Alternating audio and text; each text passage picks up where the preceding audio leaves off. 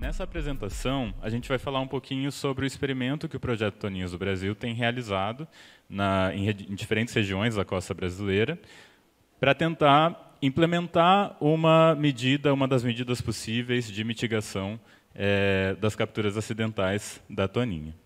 Só para começar, a título de formalidade, a gente vai apresentar a espécie, talvez para esse público em específico, ela dispense apresentações, né? É um dos nossos menores cetáceos que a gente tem na costa brasileira. Na verdade, da costa brasileira ela é o menor. E ela é uma espécie bastante emblemática, ela faz parte do nosso patrimônio natural. E apesar disso, ela é pouco conhecida pelo público. As pessoas fora da academia, não costumam saber quem é a toninha, não costumam ter muito contato com a espécie. É bem comum que as pessoas perguntem para a gente: ah, legal, tem essa toninha, bacana, mas isso não tem aqui na nossa região, né? Independente de onde a gente está, as pessoas fazem essa pergunta. Aqui em São Paulo, ainda é comum que as pessoas já tenham visto, pelo menos, as que moram no litoral. Mas tem pessoas que passam a vida inteira morando em cidades litorâneas e nunca viram a espécie na vida. Por que isso acontece? A toninha ela tem hábitos bastante diferentes das outras espécies de golfinhos com os quais a gente está acostumado. A toninha não é um delfinídeo, então ela não faz parte do mesmo grupo, né, da mesma família, que o boto cinza, o nariz de garrafa e as outras espécies que são mais famosas. Ela tem uma conformação do corpo que é um pouquinho diferente, ela é menos arqueada, ela é menor, é claro. Os grupos de toninhas são menores também, cerca de 5 a 10 indivíduos geralmente. A gente já registrou mais, mas essa é a média. E são geralmente grupos familiares. Então, todas essas características dificultam a visualização da toninha. Ela faz poucas exibições aéreas, né? Ela pula pouco, fica pouco tempo na superfície. Isso também dificulta a visualização dela. Ela costuma evitar embarcações, não costuma chegar muito perto. E, além disso, a toninha tem uma coloração que não ajuda na sua observação. E aí a gente fica com uma situação na qual, apesar de ser um dos golfinhos que ficam mais próximos da costa, das regiões costeiras, né, então elas ficam em baixas profundidades, até ali cerca de 50 metros, e, portanto, elas são das espécies que estão sendo mais diretamente influenciadas pelas ações humanas, pelas decisões que as pessoas que moram em regiões costeiras estão tomando. Apesar disso, as pessoas nem sabem que esse golfinho está ali. Elas nem conhecem, nem têm ideia da problemática. A gente sabe, a partir de registros fósseis, que a toninha já foi uma das espécies mais abundantes dentre os cetáceos costeiros do Brasil. E agora a gente tem uma diminuição drástica das suas populações. Por que isso está acontecendo? A gente tem uma miríade de problemas, né? Não é um único problema. A gente sabe que tem características da própria biologia da toninha que fazem com que ela fique mais vulnerável, né? Então, a toninha ela é um animal que tem uma reprodução a cada 2 ou 3 anos, e essa reprodução, essa gestação da toninha demora 11 meses, isso é bastante tempo. A gente tem uma situação na qual muitos dos animais que morrem são filhotes e juvenis, e muitos desses animais ainda não contribuíram, né? Eles morrem antes de ter tido filhotes. Então, o que acaba acontecendo é que as gerações acabam sendo cada vez menores e as populações entram no que a gente chama de espiral de extinção. Elas vão ficando cada vez mais próximas de se extinguir. Existem uma série de fatores sociais, econômicos e ecológicos que estão implicados nessa situação. Muitas vezes, quando a gente fala sobre conservação de toninha, alguns grupos ficam preocupados que a gente singularize um único problema. Então, sim, é bem importante que a gente tenha essa noção desse plano geral, né? Não é só a captura acidental que gera problema para as populações de toninhas. A gente sabe que, se a gente não faz esse enfrentamento, inclusive, desse próprio sistema, né, que impulsiona um crescimento desenfreado. A gente não vai chegar a lugar nenhum com a conservação de nenhuma espécie, e a toninha faz parte dessa situação. Degradação de habitat, infraestruturas costeiras e marinhas, tudo isso impacta, mudanças climáticas, tudo isso levam a impactos sérios para a toninha, especialmente uma espécie que é tão costeira, né, que é tão próxima das populações humanas. Por que, então, que a gente fala com tanta frequência e com tanta ênfase sobre a captura acidental, e por que a gente considera ela um dos principais, se não o principal impacto para essas populações de toninhas? Quando a gente olha para essas informações sobre as carcaças que foram encontradas desde o início do projeto de monitoramento de praia, né, do trecho 1 ao último trecho de Laguna até Ubatuba, a gente percebe que a maioria das carcaças de toninhas que são encontradas são de animais jovens, e são de animais que não têm sinal de nenhuma outra doença, que eles não têm sinais de desidratação ou sinal de que eles já estavam previamente doentes. Porque o que pode acontecer, é claro, é que uma toninha já esteja mal e ela acabe se enredando, e é o que muitas pessoas argumentam, né? Não, o problema não é que a gente colocou a rede ali ou que a rede causou a morte desse animal. Esse animal já ia morrer mesmo, ou já estava morto e acabou sendo enredado. Mas o que a gente vê por essas carcaças é que esses animais são relativamente jovens, eles não morreram de velhice, e esses animais também não morreram de doença, eles morreram afogados embaixo de redes de pesca. É o que os dados nos mostram, né? E com muitas interações também com redes de pesca. Isso é muito importante, não tem registros de captura intencional. E a captura acidental, como a Ingrid vai apresentar para a gente depois, quando ela falar sobre o pantoninha, ela não é crime. Tá? Então, o fato de uma toninha ter caído sem querer na rede de um pescador não faz dele um criminoso. É claro que existem medidas que precisam ser tomadas, né, e que existem legislações relacionadas a isso, sobre o posicionamento dessa rede. E claro que muitas vezes a gente também tem uma situação bastante séria, e a gente sabe que isso acontece aqui no litoral de São Paulo também, de pescadores que não são registrados, né, que não são de fato pescadores artesanais e que são pescadores ilegais que não têm a licença para pescar. E isso sim é crime. A gente sabe desse problema no Brasil desde a década de 80 e a gente considera ele atualmente o maior problema para a conservação da toninha. Existe uma sobreposição bastante importante das áreas que são exploradas por toninhas e das áreas em que as redes de emalhe são utilizadas. O que acontece? Por que uma toninha cai numa rede de pesca? Será que as pessoas costumam achar que elas vão próximas das redes porque elas querem se alimentar dos peixes que estão ali dentro?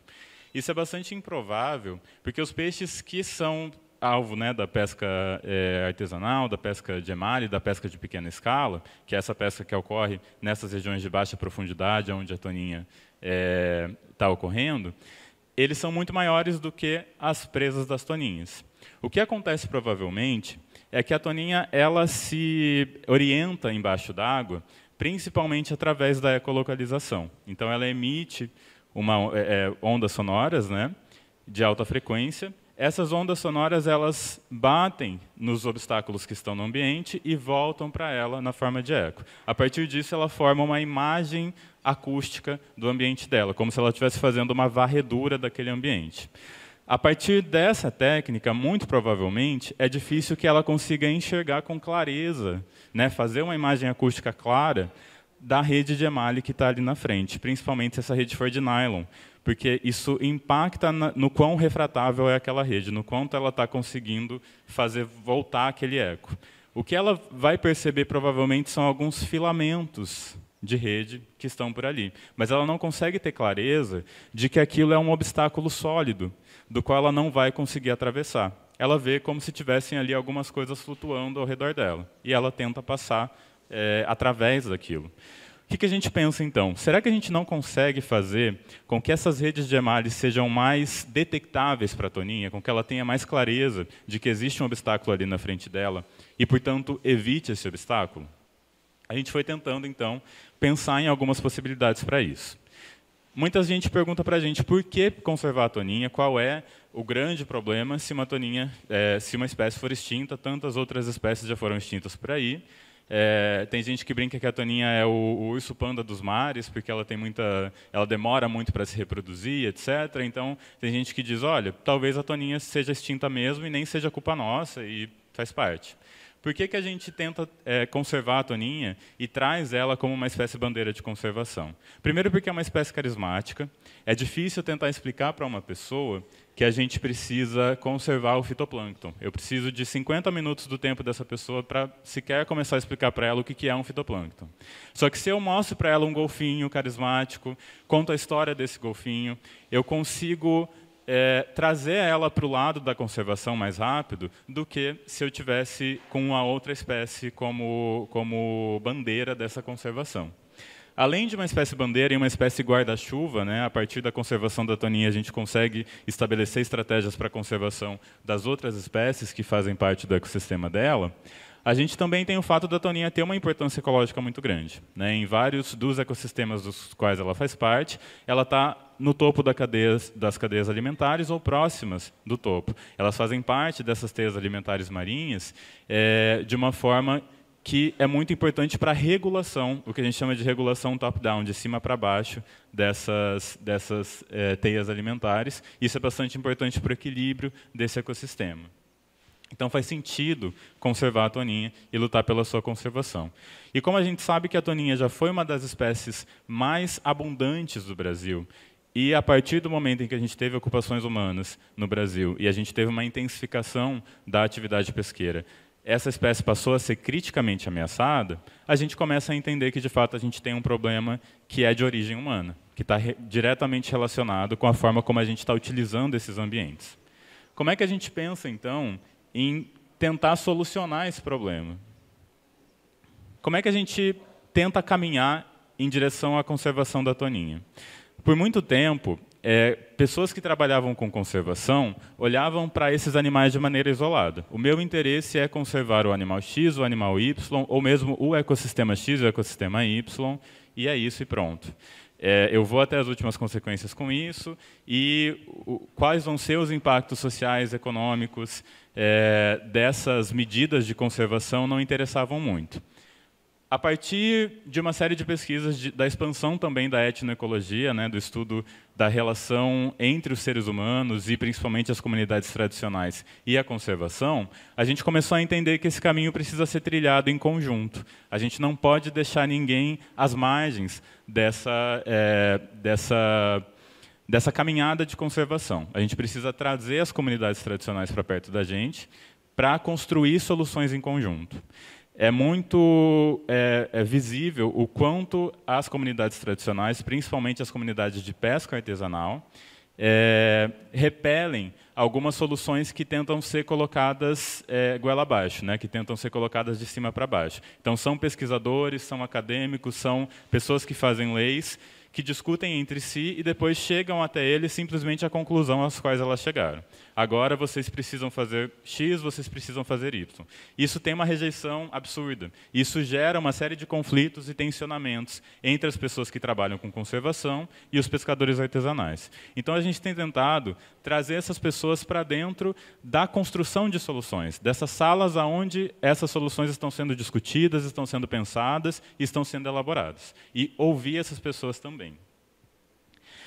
O Projeto Toninhas do Brasil, além de trabalhar com pesquisa, né, pesquisa em ecologia, pesquisa em etnoecologia, a gente também trabalha com outras estratégias voltadas à conservação, inclusive a educação ambiental, que está muito voltada agora à promoção da cultura oceânica, a comunicação estratégica, principalmente através das redes sociais, e a articulação institucional. Então, o que acontece? Não adianta a gente gerar informações, gerar dados científicos, e esses dados morrerem em um artigo científico que vai ser baixado por 20 pessoas, vai ser lido por 10 pessoas e vai ser entendido por 5. A gente precisa levar essas informações até o público geral e levar essas informações até as pessoas que são responsáveis por transformar essas informações em leis, em normativas, para que, de fato, a gente tenha efetividade nesse trabalho de conservação. Então, discutir não só com as comunidades artesanais, de pesca artesanal, mas também com os conselhos gestores das unidades de conservação, com as instâncias governamentais, municipais, estaduais e federais, que constroem leis voltadas à regulação da pesca, é muito importante. Quais são os objetivos gerais do projeto quando a gente fala em conservação minha-nossa? E quando a gente fala em mitigação de capturas acidentais? A gente quer diminuir as mortalidades de toninhas nas áreas costeiras. A gente sabe que a gente nunca vai conseguir acabar com essa mortalidade. A gente está tentando diminuir essa mortalidade para um nível sustentável, para, de fato, impedir que essas populações entrem dentro daquela espiral de extinção que eu estava falando antes. A gente está tentando construir alternativas que sejam conjuntas, né, que sejam em parceria com esses pescadores. E também, é claro, construir estratégias que, ao mesmo tempo, atendam aos pescadores artesanais e aos nossos interesses de conservação, que consigam fazer uma mediação entre esses interesses. Uma dessas estratégias nos quais o projeto tem se debruçado nos últimos anos é a utilização dos alarmes de rede.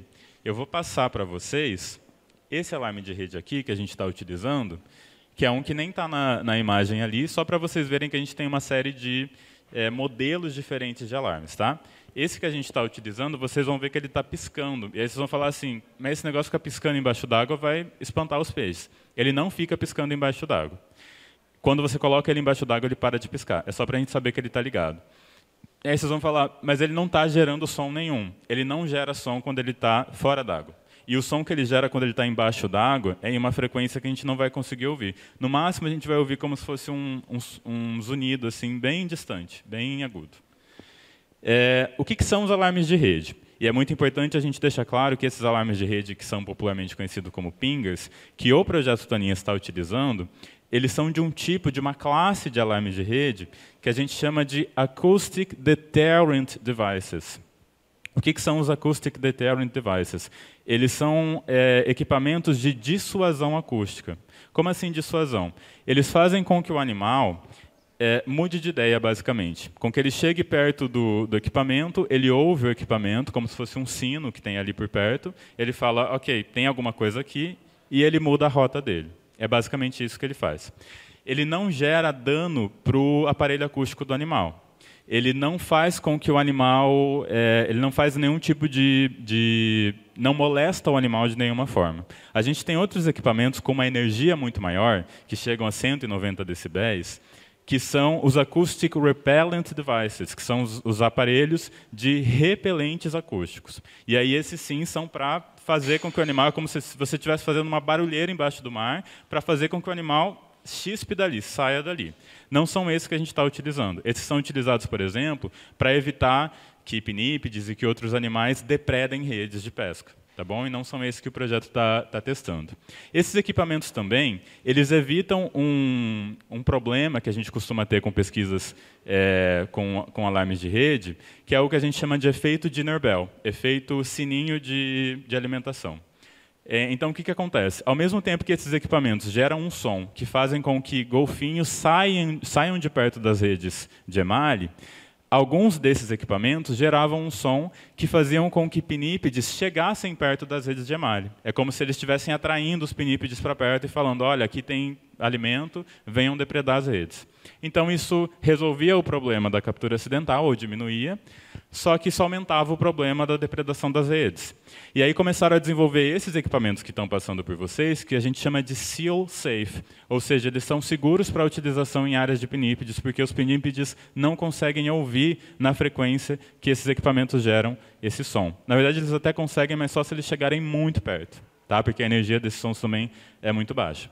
A eficácia deles é comprovada para toninhas em situações experimentais, que a gente testou lá na região da Baía Babitonga, no litoral norte de Santa Catarina. Isso foi o doutorado do nosso coordenador de pesquisa, do Renan.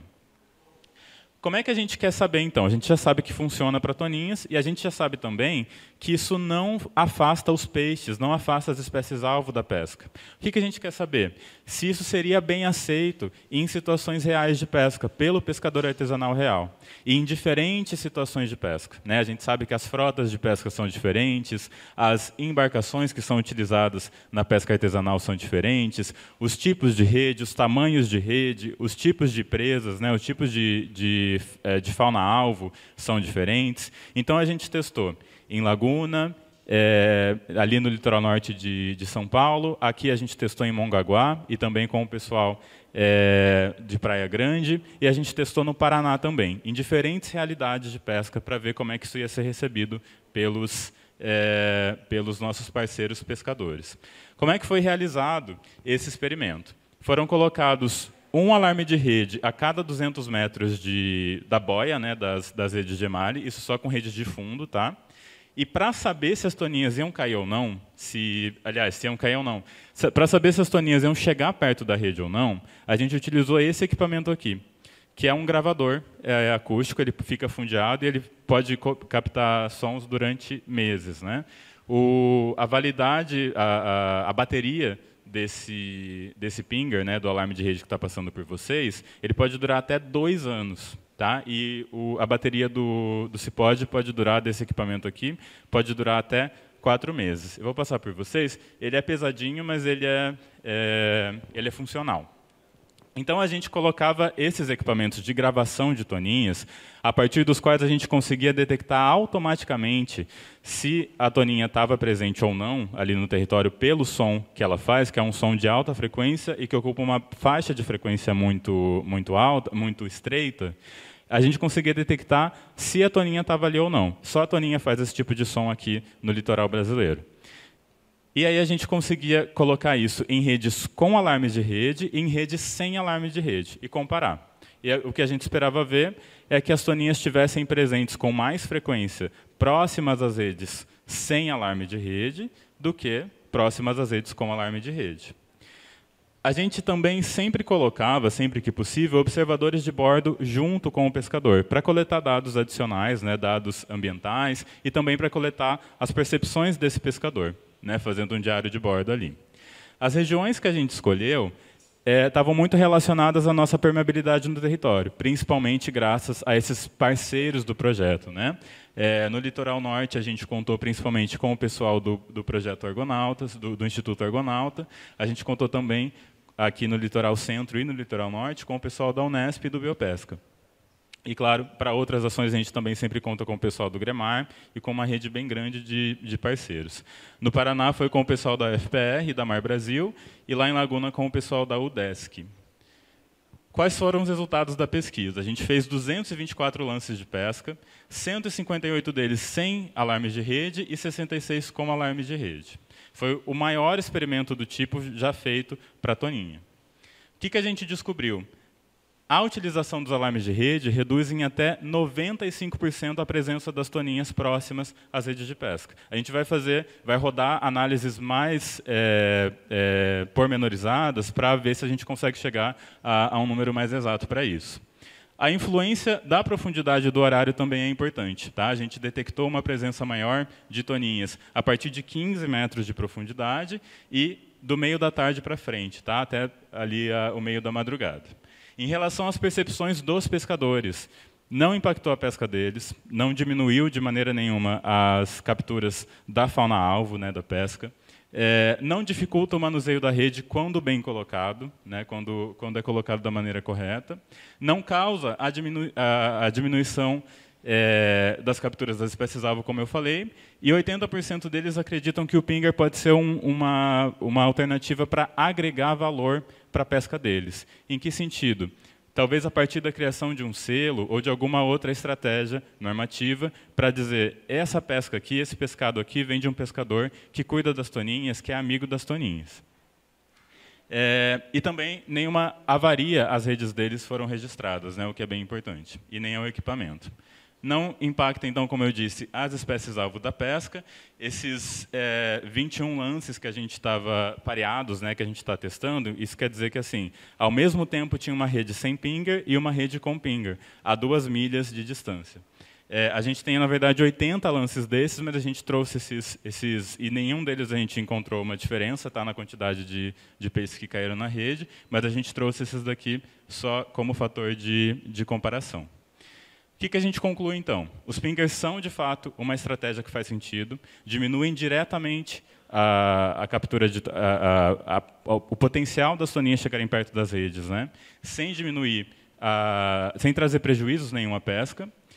A gente precisa pensar, entretanto, em estratégias para fazer esses pingers chegarem na mão dos pescadores. A gente pagou R$ 450 em cada um dos pingers. Isso não é uma coisa que um pescador consegue pagar, dezenas e dezenas de pingers. Quais vão ser as estratégias normativas, né? Como é que a gente vai fazer com que esse equipamento chegue até a mão dos pescadores, quais vão ser os subsídios, como é que isso vai funcionar de maneira prática, como é que isso vai ser, a utilização desse equipamento vai ser normatizado. A gente não tem como colocar um biólogo no bordo de cada uma das embarcações de pesca artesanal para saber que isso está sendo utilizado da maneira correta, com o espaçamento correto, da forma como precisa ser utilizado. A gente também precisa de informações adicionais sobre esforços de pesca, distribuição de toninhas nessas áreas, potencial de captura de toninhas nas redes. Tudo isso a gente precisa entender um pouco melhor e são objetivos das próximas fases. A gente também fez uma série de reuniões primeiro de apresentação, depois de acompanhamento e depois de devolutiva, tanto com as comunidades de pesca, quanto com os nossos parceiros e com os conselhos gestores das unidades de conservação em cada um dos territórios em que essa atividade foi realizada. Nos próximos 4 anos, a gente vai tentar, então, continuar construindo parcerias e construindo soluções participativas com essas comunidades de pesca e tentar entender melhor essas informações relacionadas à dinâmica da pesca, socioeconômica da pesca, e as informações de distribuição e de informações ecológicas da toninha, para subsidiar uma implementação racionalizada, a utilização mínima possível desses equipamentos e uma implementação estratégica desses equipamentos. É importante ter clareza que o Pinger ele não é uma solução tampão. Resolvemos tudo. Vamos colocar Pinger em todas as redes e agora acabou o problema. Ela é uma dentro de várias estratégias que precisam ser combinadas para tentar diminuir a captura acidental. Tá bom? Eu agradeço as nossas parcerias, né, a Petrobras que possibilitou a realização dessa fase do projeto, a todas as parcerias nacionais e internacionais do projeto Toninhas do Brasil. Peço desculpas por ter passado o tempo, podem descontar o meu tempo na hora da roda aqui de conversa, e agradeço muito, pessoal, a oportunidade de conversar com vocês.